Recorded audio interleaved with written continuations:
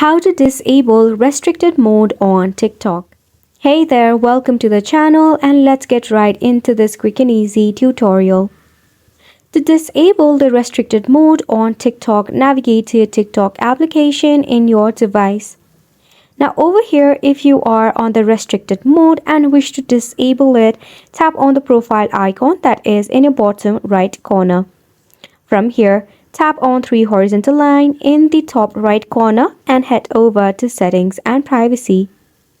Now from here, you need to check out the option of Content Preferences that would be under the section of Content and Display. Click on Content Preferences. Over here, you will see the restricted mode, tap on it. Then click on the Turn Off button. Now, just select on a particular reason and tap on the option of Submit. Once you do so, enter the passcode that you added before you enabled your restricted mode. Once you do so, tap on Next. After that, you have successfully disabled the restricted mode on TikTok.